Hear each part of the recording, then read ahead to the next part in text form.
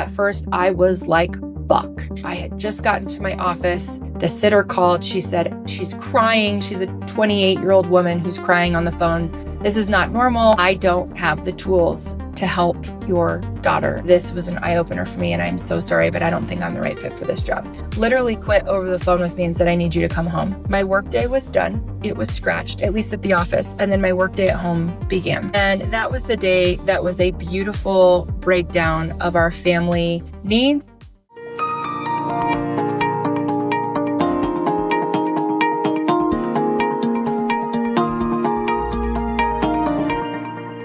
Hey, what's up, guys? Welcome to OnlyFounders. It's your host, Ann Gillaspie, and I am thrilled that you're here for this one today. I want to come at you live from my new home office in the basement. If you're watching me on YouTube, you can see I've still got that same curtain backdrop that I had in the upstairs office, but we are undergoing a massive renovation project here at my house, and it has been something that has been a bit stressful, a lot exciting, and eye-opening, to say the least. We are actually expanding out into our backyard, and we're adding a full master bathroom to the old office that will become our master bedroom. And we're in a tri-level. And for those of you who know my journey, I am a mom of 3 kids. They are now 7, 9, and 11. And my husband and I need some space. So with all of that, today's episode is probably called Surviving Summer, right? How did I survive summer? When I am recording this, of course, it's going to be published later. It is in the last month of summer break. And this is going to be an episode for working parents. Okay. So if you don't have kids, you may not want to listen to this episode. You might if you're entertained by some of the shit that I say on the show. But honestly, I'm going to be speaking to my parents who are raising babies, raising businesses, working and growing companies, and working and growing children and people, right? And that is such a difficult job. So with all of that, we have been surviving summer with a lot of different tips and ideas and oh shits and moments that I'd love to share with you on today's episode dedicated to parenting while founding peace, balance, harmony. There's no such thing as balance. Fuck balance. It's harmony. When we are raising families, the fluidity that is needed from you versus rigidity is so important. So how I survived this summer, oh my gosh, every call that I get on lately, I feel like it's like, Ann, how are you? I'm like, surviving. It has been the theme of the last couple of months for me. Main reason, our children are growing, they're getting older, and we are going back to a reference point of last summer, what we knew they would enjoy. Did they like summer camps? Did they like a part-time nanny or like a regular babysitter that we had on the regular? Do we like new people, different people? Do we like childcare at all? These are really hard things when you're talking about the growth that happens in our age of children. So 7, 9, and 11, last summer they were 6, 8, and 10. I don't know if you know this. If you have children, you've raised children, you're like, fuck yes, Ann. I've seen you through that and I know what you're talking about. The year jump from 6, 8, 10 to 7, 9, 11 is massive.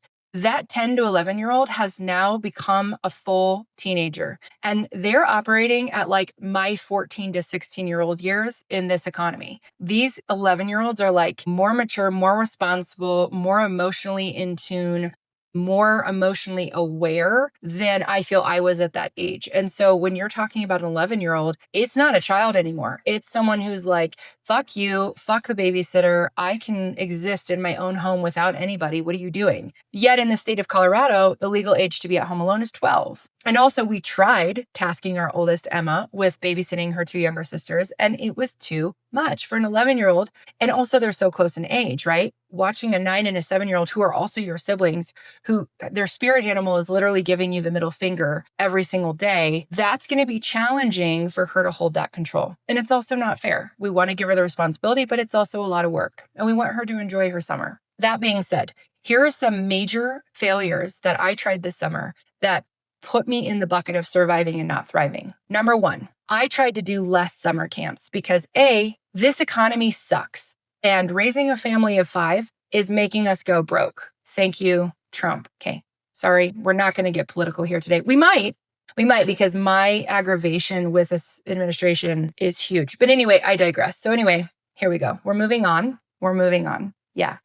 Okay, so everything's expensive. Summer camps are expensive. Childcare is expensive. Gas expensive. Groceries are expensive. Any type of child support and child management is expensive. And so, the beautiful thing that we all say, it takes a village and a community to raise our children. Yes, well, our village has been fucked royally. So social economics right now, there's no village. If you don't have family members, you don't have friends, you don't have a compound that you've created, which, by the way, if anyone is like-minded like us and wants to raise kids in our own village, let's go build it, right? I'm game. Let's ideate. So with that said, I'm like, well, let's just save some money. We're doing this house project. Okay, everybody needs their own room. Everyone needs space. All the kids will be up on the third floor. Me and my husband will be happily, quietly in darkness in our cave on that second floor bedroom with only concrete beneath us and no echoes. And it's going to be insulated. And okay, so now I'm drooling over my project. So, anywho, we need some space. We need some separation. We don't have the village. We don't have the family. We have the adopted family. We have amazing friends and we have neighbors. And we have 3 neighborhood grandmas who are phenomenally supportive and spoil us. And that's lovely. But also, they're not childcare. And I don't expect them to come over and watch my 3 wild children when they're happily retired and have all this free time. They'll, hang out with them for a little bit here and there, but they're not childcare. Okay. So the first mistake was I did less camps because the kids last year had said, I don't want a lot of summer camps. It's stressful. And think about it from the child's perspective. Every single week, they're having to use energy to meet new friends, make new friends, show up in this place, follow the rules, be led by a different coach, a different camp counselor, a different instructor every single week, unless they're in one of those kind of summer school, like same week of summer camps, which we just don't do that many camps to do every single week care. But maybe next summer is different. So that was a huge miss. For our younger 2, Lilette and Clive, they are so social. They are extroverted extroverts and they crave newness. Okay. All of our children are dopamine seeking. They have some level of ADHD, some level of mental stamina where they literally seek dopamine every single second of every day. So if you are raising more of a high needs, more of an emotionally connected, attached, aware, mature child that doesn't just sit and comply, but they actually show up and have needs and they're used to being seen and heard. All 3 of those Gillaspies are very loud, very challenging, and also in their own right to be as they are. Right? They're allowed to be seen and heard for exactly what they want and need. And they are all assertive because they've been raised to do that. So they ask for what they want and need and they tell you. And then we're working on empathy, kindness, and respect while also being very forward human beings. So summer camps, learn my lesson. The oldest, Emma, is more introverted. She definitely is assertive. She's definitely a powerhouse, but she could stay at home for hours and read and organize and cook. She's upstairs cooking right now. She has a friend over and then she's making brunch for my son. So phenomenal support at home. She's the 11-year-old who's like 15 version of Anne. She's like 15-year-old me, it seems like. Number 2, big failure. We tried to just hire amazing, responsible, nurturing adults as nannies, babysitters, childcare, all great people, all found through different outlets, friends, family, referrals, care.com, and should have been very capable to watch our children. Now, we have been going through something this summer that we're learning a lot about how our little ones' brains work. And our 7-year-old is having some struggles and some challenges with the way that her mind works. And she needs some extra support. So now you're trying to find at-home care for high needs children who are screaming for more. And when their parents aren't there and present with them as they're going through a really huge eye-opening year of being known, seen, diagnosed, all of the things with the doctor, you're going, crap, they can't have another sitter or another supervisor in their own home because they don't feel safe, because they're going through a lot right now that they might not feel safe in their minds and their body. And so I learned that too. Shoot, we've had one sitter who completely felt she didn't have the tools when Lilette had a huge mental breakdown on a day that was extremely challenging and probably one of our rock bottoms at the beginning of the summer, which was a beautiful rock bottom. As you know me, I believe that we thrive and grow from rock bottoms, not from those mountaintops. So seeing Lilette where she was basically crying out in her own disruptive behavior that, hey, I don't feel safe right now with myself, and I'm not going to feel safe with this stranger. So I need my mom and dad if I'm going to be at home. I believe that children should feel safe at home no matter what you do. I believe that children and parents and family members should feel 100% their most safest at home, mentally, emotionally, physically, all of the above. So it is deeply important to me in my work of parenting and raising children that all of our kids feel safe. So when she did this, at first I was like, fuck. I had just gotten to my office. The sitter called. She said, she's crying. She's a 28-year-old woman who's crying on the phone. This is not normal. She says, I don't have the tools to help your daughter. And this was an eye-opener for me. And I'm so sorry, but I don't think I'm the right fit for this job. Literally quit over the phone with me and said, I need you to come home. So my workday was done. It was scratched, at least at the office. And then my workday at home began. And that was the day that was a beautiful breakdown of our family needs, our family structure, our family awareness of each other, and how we show up and support. So you know what we did? My husband and I said, fuck it. We canceled our entire day, both of us. We went home. We said, thank you so much to that sitter. Appreciate you. Appreciate your honesty, your awareness, your truth telling, saying you don't have the skills, you don't have the tools for this. We see you. We got you. And there's no harm here. And we are sending you off with love. Okay.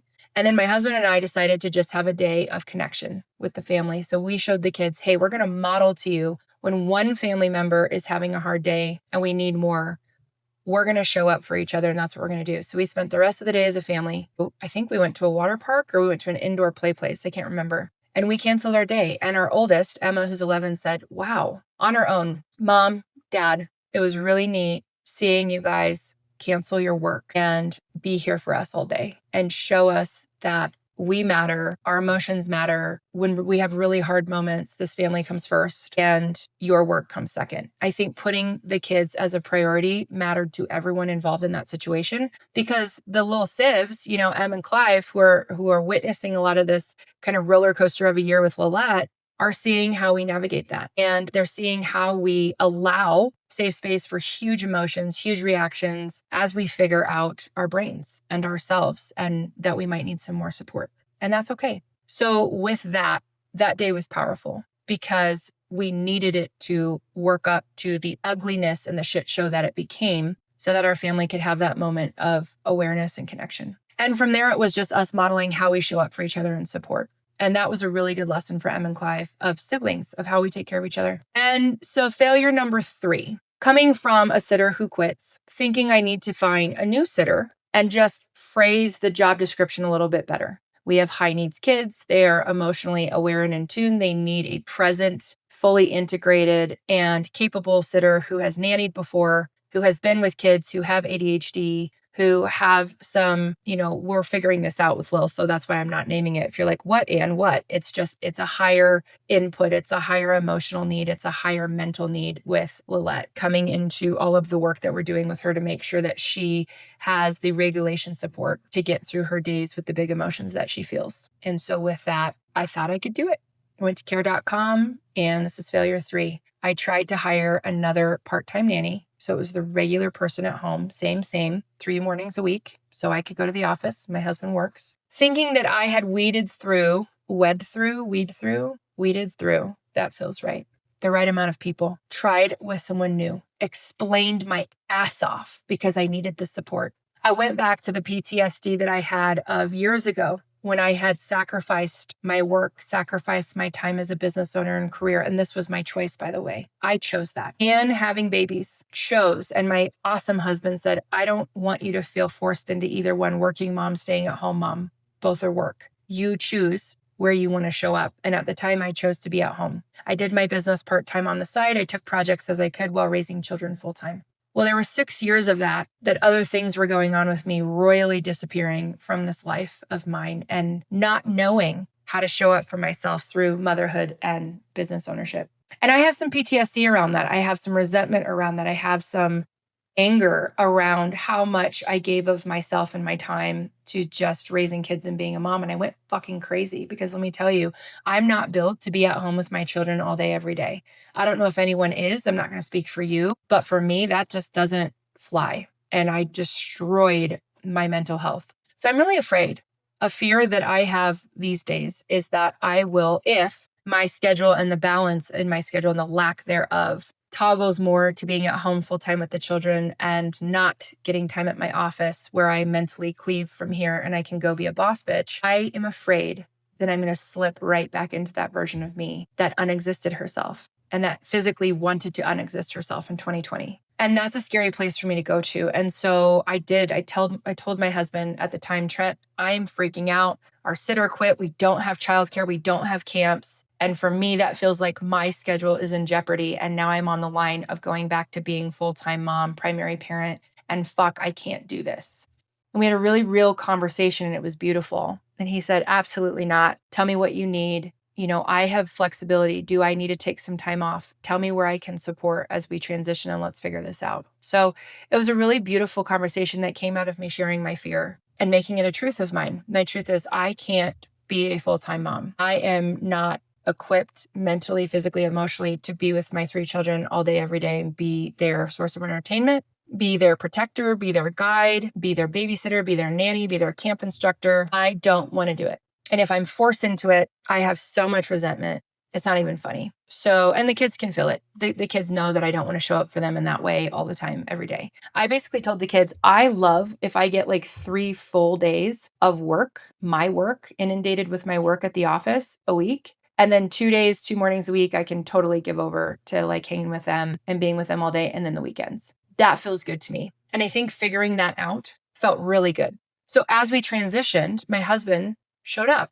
So a survival trick of this summer has been sharing my fears with my partner and saying, hey, I can't, or I won't, or I don't want to do X. And then saying, can you help? Can you fill in? Do you have ideas? Let's ideate together. That was huge. That was one of the ways I survived that transition. So our sitter quit. We didn't have childcare. We didn't have camps. Oh, fuck. What do we do with these 3 children? We tried to have a very 90s summer. Okay, are we on failure number 4? Oh my gosh, you guys, we tried to have a very 90s summer.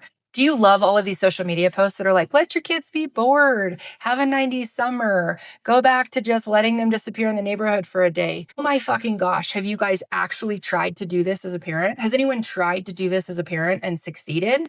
If you have, please DM me, message me, find my contact somewhere when you stalk me online and let me know. For our children, we desperately wanted this. Okay, so we tried. We actually did the first week entering summer with no plans. We said, hey, we want you guys to chill.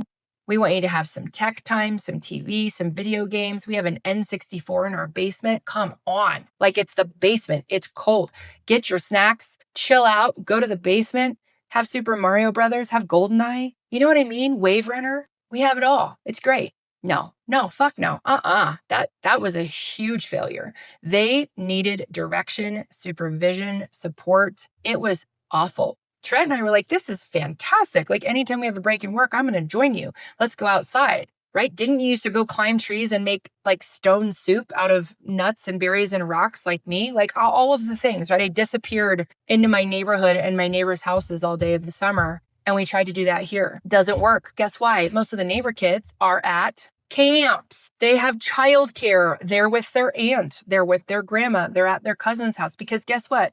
All the parents these days, to keep up with our lovely administration, are working. So no kids are home at the summer for a very 90s summer. Thank you so much. They went and knocked on everyone's doors and they said, oh, they're at school or they're at camp or they're at summer school or they're at their aunt's house until 4 today. Guys, in this society, we cannot play like it's the 90s again if we don't live in a community that also has the same mentality. This doesn't work. So they're bored, they're mad, now they're angry, they're lonely, right? We go back to HALT, H-A-L-T. You're hungry, you're angry, you're lonely, or you're tired. Those 4 basic needs that all these emotions stem from. They were so lonely. They went over to our neighborhood grandma. We have, 3 of those, so they went to one. And she could only hang out with them for like 20 minutes because, she's in her 80s. She's awesome. But also, she's not their childcare. And so our 3 Gillaspies, when they're all together, like I said, are a lot. And when I admitted that they were high needs emotionally, and that's a beautiful thing, they call for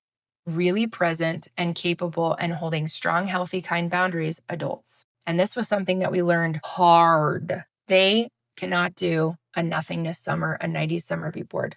Not every day, at least. There are a couple days that this works well. Maybe a morning or an afternoon, not a day. That was a huge failure. Okay. And that was a disappointment because my husband and I really wanted them to thrive in that nothingness and that boredness. We thought that they were just going to love having no plans. Well, no, fuck no. We got cursed out daily. Like it was awful. So one of us just was sacrificing our workday because they needed a leader. Okay. So next thing, a survival trick, right? This helped me survive. In the middle of this oh shit summer, I started something that I pulled out of my ass, to be honest with you, called coffee shop computer time. So, we in our school system, they get sent home with Chromebooks over the summer. And yes, they have all of their school programming on there, but they also have a lot of other access, especially to YouTube and Google. Now they say it's safe search. And if you're not watching this, I will show you, I'm using air quotes. I'll tell you. Safe search is fun because the school system makes you think that it is safe and that it's locked down, and it's not. We've had incidences in the past of searching, of curiosity, and some unwanted content showing up, even on a school computer. So you know what, guys? Parents, you got to lock that shit down too. That's not a safe device unless you personally go through it and lock even more down. We're a no YouTube family. We're also a no sleepover family. That might be a different episode, but that's just us, okay? We're doing it different. So our rule is when you have computer time, no YouTube.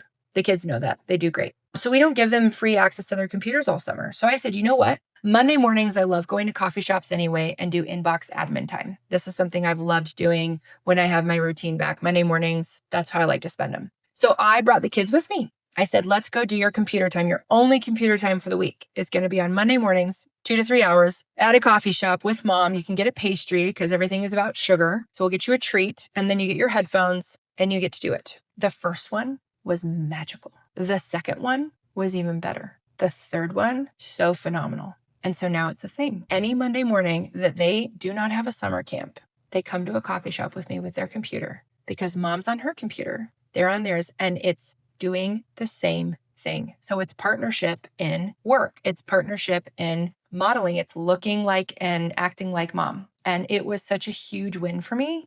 Oh my gosh. I've taken some meetings where I've had 1, 2, or 3 children with me, and I toggle the screen over and say, look who I'm working with today. And the kids love meeting whoever I'm meeting with. And they just love being involved. So that's a huge win. And I will say during the school year, I'm going to keep it up. Anytime they have an in-service day or, Friday, Monday, like, hey, we don't want to work today, teacher day, school administration, we have a lot of those. I'm actually not going to lose my shit anymore when we have more in-service days, because as I have been, right? Like I've literally lost my shit the last few years. I'm like, do we ever go to school anymore? I'm like an 80-year-old grandpa. Back in my day, we had this many school days a year. Those teachers just don't want to work. Okay. And rant. Anytime we have an in-service day, I am going to adjust my calendar so that I don't have many meetings and I can just do admin task time. And we are going to go to a coffee shop and grab their computers. And that's now our win. That is the solution to a morning that was going to be fucked. And now it's not. That's a beautiful survival tip that I will give you. Yeah. So a failure, lots of failures. So the new sitter, we're circling back to that care.com interview, and the new sitter, she was awesome and she was trying and she was doing her best. And we had talked about therapy and healing and cycle breaking and the emotional needs and all of the things. And then the kids showed us with her that they didn't want a sitter. And so it was with her when she was like, I'm still going to try, but I don't know that I'm the best fit for your family. So she was like this close to quitting too after a couple weeks. And we tried and we communicated and we used our words and the kids were communicating. And Emma said, I don't want a babysitter. I'm 11. And I said, I understand, but your 7 and 9-year-old siblings do. So how do we do this? So my brain was trying to figure out, do we separate the kids? That's not really fair. Emma doesn't get supervision all day. She's 11, but the other 2 need it, but then they want it. It was just such a mess. So we let that sitter go. And we realized after a few really, really bad incidences, the kids were screaming at us and telling us with their behavior, purposely making life hard on said sitter. We don't want a babysitter. If we're in our own home, we feel safe with mom and dad. We're having a big summer. We're having a big year. We're having a lot of growth. We're having a lot of emotions. We're figuring out things about our mind, body, and spirit that we need some support with. And we don't feel safe with someone new. And that's okay. So I had to have another breakdown. A lot of PTSD rose again. Shit. Now we don't have childcare. And one night I just sat down and had this epiphany and was like, the younger 2 need summer camps every single week because those aren't exhausting for them. They're dopamine seeking. They need the newness. They need, all of the new friends, the new people, the new activities, the new places. They always ask, where are we going today? What are we doing? The older one is craving alone time without her siblings, and she is fine on her own. So that was it. So I went to the computer again and I searched frantically for any summer camps that were still open the rest of summer. Well, let me tell you a little secret, guys. You remember when like January comes around and all the summer camp schedules open and you're like, oh shit, like our nervous system is doing this again and we have to plan our summer 6 months in advance. And if we don't, they sell out. Yeah. Every January when summer camp schedules open, I have a magical meltdown in winter because I'm like, ugh, I'm not ready to plan my summer. Well, I thought that all the summer camps would be sold out in full. But let me tell you something. Because of our amazing economy right now, nobody is spending money on camps. We've actually had camps for our kids that we did register for cancel because they didn't have enough signups. So when I mid-July go to summer camp scheduling, actually early July, I realized there's a ton of camps still open, which is great, but also it's extra money. So I tallied up all the money that we're going to save by not having childcare for the rest of the 6 weeks of summer. And I allocated a budget to each kiddo. And then I tried to find camps within those budgets. And so by doing this, I found a camp every single week that was different for Clive and Lilette. I thought it was going to be a disaster. But really, when they said they didn't want camps, it was because it was the end of last summer and it was the exhaustion of every energy they had put into showing up for their summer camps that they actually enjoyed. But they were coming off of summer and going into school saying, yeah, I don't want as many camps. Well, now in the middle of the next summer, after they're a year older, their brain is craving camps and screaming for camps. But the sign up for that was 6 months ago. So my biggest debacle in all of this situation of scheduling is why are we using winter energy when we're in the middle of the school year and they're exhausted because they're in the middle of the school year coming off of holiday break, thinking about their summer when their body and their mind just want to do nothing and lay on the couch. Let me tell you a secret about that. For the kids' ages, they want to do nothing on the couch for like 30 minutes of their day. Okay, that's enough. And then they want activity. So when they're telling me in January and I'm saying, hey, what camps do you want to do? They're in the middle of a busy school year with testing, okay, MAP testing, DIBELS testing, all of the testing that they do. Coming off of winter break, going back into a semester of school. And then that energy, that winter energy is dictating the energy of summer 6 months from now when they're going to be completely different people. That doesn't work, y'all. So as I'm in the midst of this summer where they're bored and they don't want to sit or they don't want to be at home and they definitely don't want to be around each other, they're sibling burnout, they're done. I realized that energy was completely different. And when I asked them one night, do you want to do summer camps? Clive and Lil were like, yes. And Em was like, maybe 1 or 2, which my child a few months ago was like, no summer camps. All this to say, I feel like when you're raising kids and you're learning the flow of that part of the year, like every year, 2 or 3 months, right? Take it in quarters. Your kids' minds and preferences are going to grow rapidly at these ages. And if we don't lead with curiosity and awareness and integrated involvement and association, okay, I use some big words there. If you are an associated parent, who is engaged and interactive, holding awareness as you raise and parent your children, yes, you will be fucking exhausted at the end of every single day because doing this while you're associated is a lot of work, especially if you're healing some of your past traumas yourself. But it's so worthwhile in the game of parenting because your kids are rapidly evolving way faster than you might be. And meeting them every single day at the end of that day, which is why family meals around the table are so freaking important. Because that's where we discuss what was hard, what sucked, what was great, what were our wins, what do we want more of, what do we want less of. Now, we're not like this picture perfect family that every single fucking night of the week we sit down and we have these amazing conversations. Most nights we have dinner and that exists of, 2 minutes at the table and then the kids are gone and saying, I'm not hungry. And then 30 minutes later getting up and trying to get a snack from the kitchen. Okay, that's our family. But I will say at least once a week, we make it a point to have a longer conversation. We call it family meetings. We have a family meeting. They're all annoying. Oh, we get all the size, whatever. We don't care because they know we're going to check in on something important. But they also know that they can count on those if they need to share something with the family, which creating that safe container for children is so important because they know they're going to have an opportunity weekly, if not daily, to check in with us and each other about what matters to them.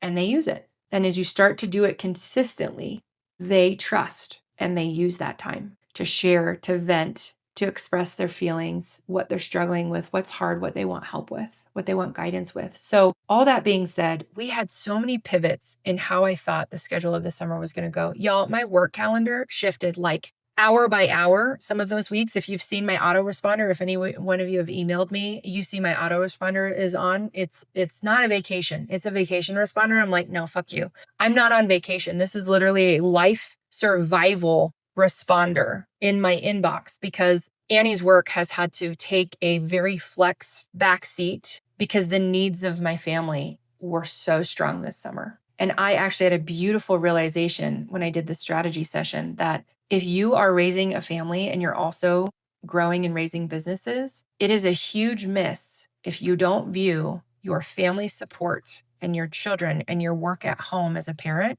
as the number one biggest project on your radar, in addition to all of the other big rocks in your stream. Because that emotional bandwidth and mental energy that's needed to show up as an intentionally aware and associated parent in how you raise your kids, if that's not there for you on your project list and your goals and your time management, you're doing yourself a disservice. The one thing that shifted for me was permission to see my family support, my home life, and my role as a mom as the number one project of my work. Because when I integrated my work with my home life and realized it's one and the same, and how we lead at work and at home is the same, man, that just put it into perspective. My life's work will be raising 3 amazing people, which is motherhood.